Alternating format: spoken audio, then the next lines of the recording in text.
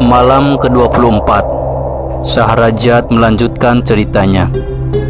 Samsudin kemudian mengambil tinta dan pena. Dia lalu mencatat semua harta yang dimilikinya. Setelah selesai, dia pun menggulung catatan itu dan memerintahkan agar semua benda-benda itu disimpan, termasuk surban, tutup kepala, dan kantung berisi emas milik Hasan. Setelah genap 9 bulan, Siti Husnun akhirnya melahirkan seorang anak yang tampan seperti ayahnya, Hasan Badruddin.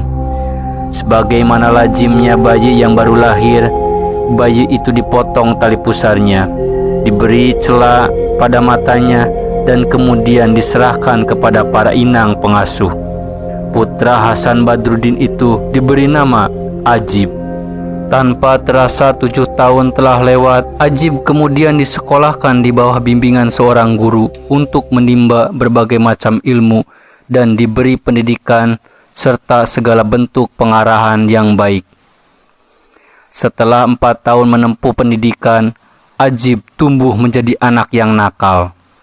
Di sekolahnya, Ajib sering berkelahi dengan teman-temannya dan mencaci mereka.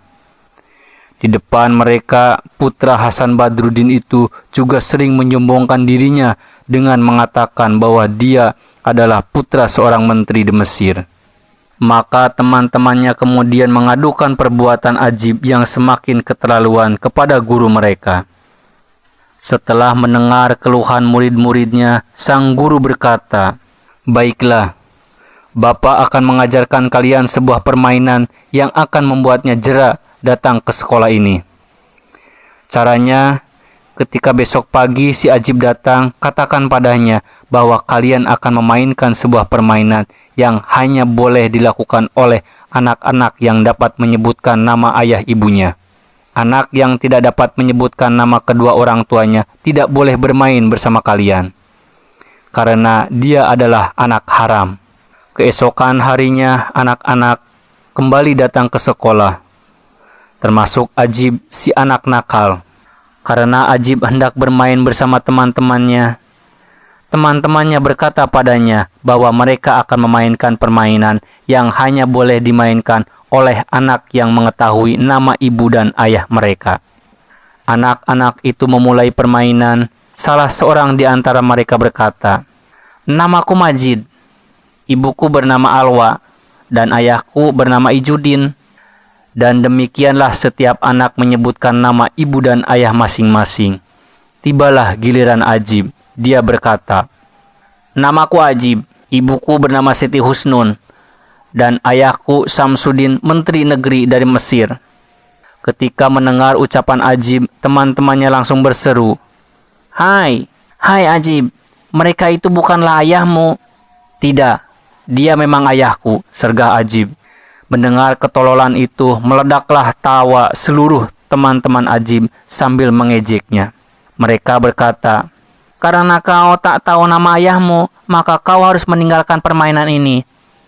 Kami hanya akan bermain dengan anak yang mengetahui nama ayahnya yang jelas." Setelah mendengar itu, teman-teman Ajib pun berlari meninggalkan Ajib sendirian sambil terus tertawa-tawa. Sedangkan Ajib mulai menangis. Ketika Ajib menangis, gurunya datang menghampiri. Gurunya berkata, "Wahai Ajib, tidakkah kau tahu, bukan hanya engkau yang tak mengetahui siapa nama ayahmu? Sebab kami pun tak ada yang mengetahuinya. Karena dulu Baginda Sultan menikahkan ibumu dengan seorang jururawat kuda yang berbadan bongkok. Namun kemudian datanglah jin yang meniduri ibumu. Jika kau tahu siapa ayahmu, maka teman-temanmu akan tetap menganggap bahwa kau adalah seorang anak haram, hasil dari perzinahan. Sedangkan menteri Mesir itu memang bukan ayahmu, dia adalah kakekmu." Setelah mendengar penuturan itu, Ajib langsung berlari pulang ke rumahnya. Sambil terus menangis, Ajib langsung menemui ibunya, Siti Husnun. Mengetahui anaknya menangis, Siti Husnun segera bertanya pada Ajib, "Anakku, apa yang menyebabkan kau menangis?" Ajib kemudian menceritakan peristiwa yang dialaminya di sekolah, termasuk apa yang dikatakan oleh teman-teman dan guru-gurunya. Ajib bertanya, "Ibu, siapakah ayahku sebenarnya?" "Ayahmu adalah Samsudin, menteri negeri dari Mesir," jawab Siti Husnun. Bukan, Ibu. Ibu jangan membohongiku. Menteri itu bukan ayahku, karena sebenarnya dia adalah ayahmu. Jadi, siapa sebenarnya ayahku, Bu? Kalau Ibu tak mau berterus terang, aku akan bunuh diri." Ketika mendengar ucapan anaknya yang terus mempertanyakan ihwal ayahnya, pikiran Siti Husnun menerawang mengingat malam indah yang dilaluinya bersama suaminya. Siti Husnun teringat segala kebaikan dan ketampanan Hasan Badruddin Al-Basri. Dengan air mata mulai meleleh, Siti Husnun bersenandung. "Dia terbitlah cintaku pada lalu yang pergi. Tinggalkan kosong yang menusuk relung hati. Ku berusaha untuk sabar hadapi perlakuannya. Ditinggalkannya aku sampai sabarku hampir sirna. Perpisahan yang mengalirkan air mataku, air mata yang deras menguncur karena dia jauh. Jika suatu hari aku rindu untuk melihatnya, penantianku itu jadi panjang entah kapan ujungnya. Sosokku lukis tepat di dalam dada, tapi yang ada hanya sedih, rindu dan lara." Siti Husnun kemudian menangis bersama anaknya. Ketika ibu dan anak itu menangis, masuklah Samsudin ke rumah mereka. Dia langsung bertanya, "Mengapa kalian menangis?" Siti Husnun lalu menceritakan semua yang dialami putranya, Ajib bersama teman-temannya. Dan setelah Samsudin mendengar penjelasan putrinya, dia pun ikut menangis, karena teringat adiknya Nuruddin berserta segala yang menimpa putrinya. Hingga saat ini Samsudin memang tak pernah benar-benar mengetahui apa yang sebenarnya terjadi. Sang menteri akhirnya beranjak meninggalkan putri dan cucunya menuju istana kesultanan.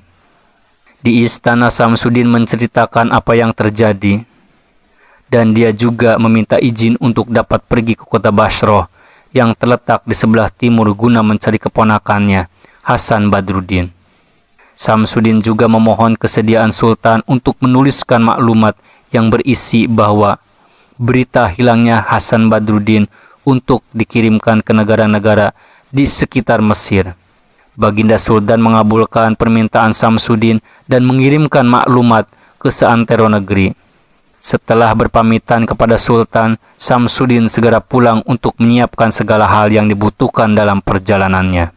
Bersama putri, cucu, dan beberapa orang budak, Samsudin memulai perjalanannya.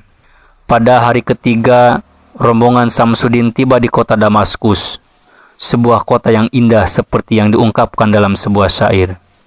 "Setelah seharian kulalui di kota Damaskus, keindahannya sungguh sulit dicari bandingannya. Di bawah bentangan sayap malam kami tidur. Esoknya kami lihat pagi yang penuh warna. Butiran embun di dahan tampak bagaikan mutiara disapa angin dan memulai berjatuhan. Burung-burung dendangkan segala bacaan, sedangkan angin menulis hari bersama awan." Di sebuah dataran, Samsudin menghentikan rombongannya dan mendirikan kemah. Dia lalu berkata kepada rombongannya, "Kita akan beristirahat di tempat ini selama 2 hari. Setelah kemah selesai didirikan, Ajib masuk ke dalam kota bersama salah seorang pelayan. Mereka berjalan beriringan, si pelayan berjalan di belakang, Ajib membawa sebuah cambuk yang besar. Ketika orang-orang Damaskus melihat Ajib, mereka terkagum-kagum dengan ketampanan pemuda itu. Ajib juga tampak berwibawa karena dikawal oleh seorang yang membawa cambuk. Begitu besarnya kekaguman orang-orang yang melihat Ajib, hingga ada di antara mereka yang terus berjalan mengikuti Ajib. Pada saat itulah tangan takdir menuntun langkah Ajib, hingga akhirnya dia tiba di depan kedai ayahnya yang telah lama dicarinya, Hasan Badruddin Al-Basri. Dari dalam kedai muncullah Hasan Badruddin yang tidak mengetahui bahwa anaknya telah sampai di kedainya tanpa disengaja. Hasan begitu kagum akan ketampanan pemuda yang memasuki kedainya itu, dan dia merasakan sebuah getaran aneh di dalam hatinya. Makanan yang tersedia di dalam kedai saat itu adalah biji delima yang dimasak dengan gula. Hasan kemudian mempersilahkan tamunya itu untuk makan. Merasa telah dilayani dengan baik, Ajib balik menawarkan Hasan untuk duduk bersamanya. Ajib berkata, "Duduklah bersama kami. Siapa tahu Allah akan mempertemukan kita dengan orang yang kita cari." Mendengar ucapan pemuda itu, Hasan menyaut, "Duhai anakku, apakah pemuda sekecil engkau telah menderita karena perpisahan dari orang yang dikasihi?" "Ya," jawab Ajib. Lalu dia melanjutkan kata-katanya, "Sebenarnya hatiku sudah lama menderita karena ditinggal orang yang sangat kusayangi, dan orang itu adalah ayahku sendiri. Aku dan kakekku telah mencari ke segala penjuru, namun kami tak kunjung dapat menemukannya." Kedua mata Ajib tampak berkaca-kaca. Ketika Hasan mendengar jawaban itu, ia pun menangis karena teringat semua orang yang dicintainya. Hasan teringat pada ayah dan ibunya yang terpisah darinya. Setelah kedua orang tamunya itu menghabiskan hidangan mereka, keduanya segera meninggalkan kedai Hasan. Tetapi perasaan aneh yang dirasakan Hasan semakin kuat ketika pemuda yang baru dijumpainya itu menjauh. Hasan merasakan seolah-olah nyawanya sedang ditarik keluar dari tubuhnya. Hasan berusaha menahan diri, tapi tak kuasa. Ditutupnya kedainya, dan Hasan segera mengejar Ajib meski dia belum tahu pemuda itu adalah putranya sendiri. Sebelum Ajib dan pelayannya keluar gerbang kota, Hasan berhasil menyusul. Mengetahui tuannya dikuntit oleh seorang juru masak, pelayan yang mengawal Ajib bertanya kepada Hasan, "Hai juru masak, ada apa denganmu?" Hasan Badruddin menjawab, "Ketika kalian meninggalkanku, entah bagaimana aku merasa seolah rohku tercabut dari tubuhku. Kebetulan aku memiliki keperluan di kota, maka aku berniat mengantar kalian sambil memenuhi keperluanku." Pengawal berkata kepada Ajib, "Sial benar orang ini. Dia terus mengikuti kita kemanapun kita pergi." Ajib segera menoleh dan melihat Hasan si juru masak yang sebenarnya adalah ayahnya itu berada di belakang mereka. Ajib naik pitam, wajahnya memerah. Dia berkata kepada pengawalnya, "Biarkan dia berjalan kemanapun dia mau. Tetapi jika dia mengikuti kita terus sampai kita tiba di perkemahan kita, segeralah kau usir juru masak itu." Si pelayan mengangguk. Ajib melanjutkan langkahnya bersama pelayannya itu, dan Hasan Badruddin kembali mengikuti mereka. Ajib akhirnya tiba di dataran tempat rombongannya mendirikan kemah. Dia kembali menengok ke belakang, dan dilihatnya si juru masak masih mengikuti mereka. Maka marahlah Ajib karena takut kalau pengawalnya memberitahu kakeknya Samsudin bahwa dia mampir di kedai makan di dalam kota dan diikuti oleh seorang juru masak kedai itu. Ajib segera mendekati si juru masak hingga kedua matanya berhadap-hadapan dengan kedua mata si juru masak. Hasan Badruddin berdiri mematung seperti sebongkah batu. Ajib melihat kedua mata si juru masak bagaikan mata seorang pengkhianat, dan di puncak kemarahannya, Ajib mengambil batu dan dipukulnya ke arah kening ayahnya sendiri. Hasan Badruddin langsung jatuh pingsan. Darah segar tampak mengalir di wajahnya, sementara Ajib dan pelayannya telah kembali ke kemah. Setelah siuman, Hasan Badruddin membasuh darah bercampur air mata yang membasahi wajahnya. Disobeknya surban dan diikatkannya luka di keningnya yang terkoyak. Hasan Badruddin berkata pada dirinya sendiri, "Sungguh, aku telah berbuat aniaya kepada pemuda itu, karena aku menutup kedaiku yang membuatnya mengira bahwa aku adalah seorang penjahat." Hasan Badruddin kembali ke kedainya dan berjualan seperti biasa. Entah mengapa Hasan Badruddin kembali teringat orang tuanya di Basroh. Air matanya kembali menetes. Diam-diam dia menyanyikan sebuah syair. "Jangan minta hidup agar adil padahal kau zalimi dia. Jangan kau cerca dia karena hidup memang tak adil. Ambillah yang mudah dan buanglah jauh-jauh segala duka. Karena kotor dan bersih memang niscayanya ada." Hasan Badruddin melanjutkan pekerjaannya. Sementara itu Samsudin, sang menteri, melanjutkan perjalanannya ke kota Homs. Setelah menetap di Damaskus selama 3 hari, dari Homs rombongan Samsudin melanjutkan perjalanan ke Mardin. Mosul, dan Darbakir, sampai akhirnya mereka tiba di kota Basroh. Samsudin memasuki kota Basroh dengan perasaan gundah. Kepalanya dipenuhi pikiran tentang Nuruddin yang wafat di negeri orang. Setelah Samsudin merasa bahwa hatinya sudah cukup kuat, ia segera menghadap Sultan Basroh. Sultan menyambutnya dengan baik dan menanyakan alasan kedatangan sang menteri. Sultan menyambutnya dengan baik dan menanyakan alasan kedatangan sang menteri Mesir itu. Kepada Sultan, Samsudin menceritakan semuanya, termasuk ikhwal saudara yang bernama Ali Nuruddin.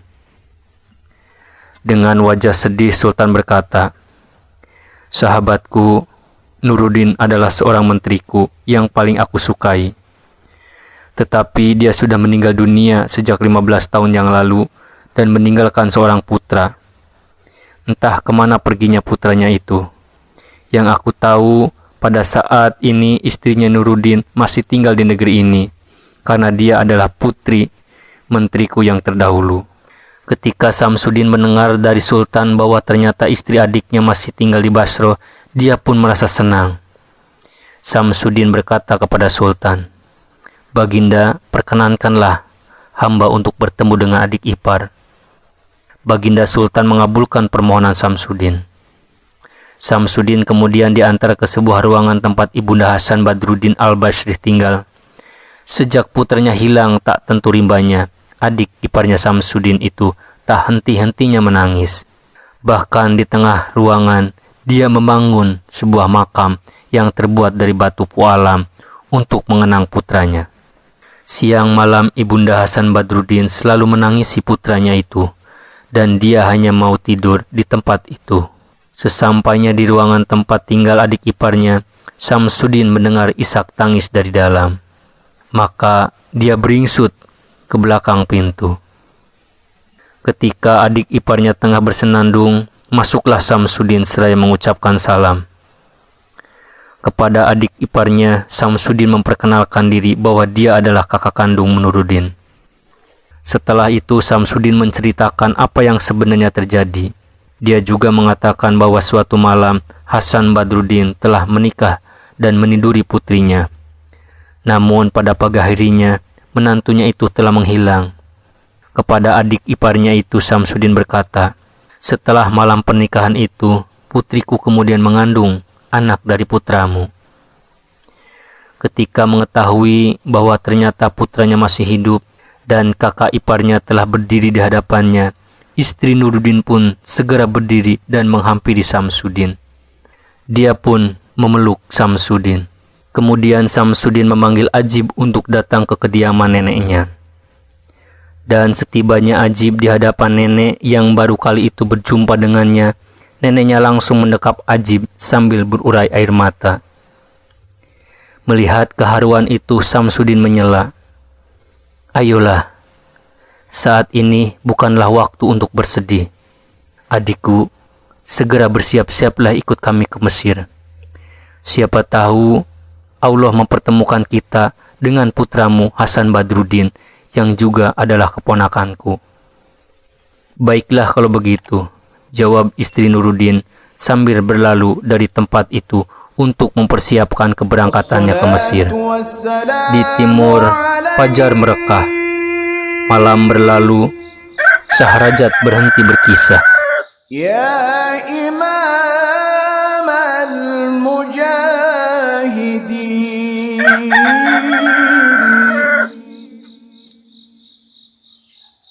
Ya Rasulullah,